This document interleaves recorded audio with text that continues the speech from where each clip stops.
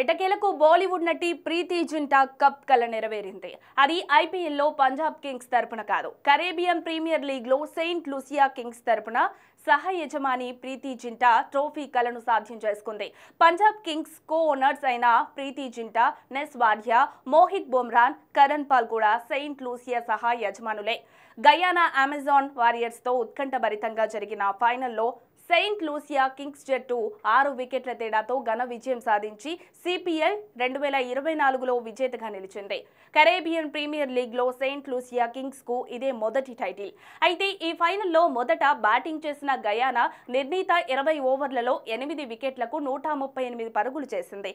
అనంతరం ఛేదనలో Saint Lucia Kings 18.1 ఓవర్లలో 4 వికెట్లు కోల్పోయి లక్ష్యాన్ని సాధించింది.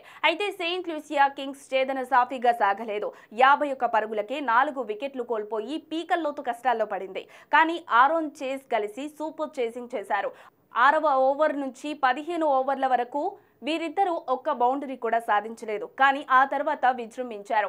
మోయిన్ అలీ వేసిన 16వ ఓవర్లో ఆరోన్ జోన్స్ ఓ సిక్సర్, చేజ్ 2 సిక్సర్లు, 2 ఫోర్లు బాదారు. ఆ తర్వాతి ఓవర్లో ఆరోన్ 2 సిక్సర్లు, ఓ 4 బాది 20 పరుగులు పెండుకున్నాడు. అదే జోరును వారిద్దరూ తర్వాతి ఓవర్లోనూ కొనసాగించి విజయాన్ని ఖరారు చేసి ఫ్రాన్సీసీకి తొలి టైటిల్ అందించారు. కాగా ఐపీఎల్లో పంజాబ్ కింగ్స్ 16 ఏళ్లుగా కప్ కోసం పోరాడుతూనే ఉన్న విషయం తెలిసిందే.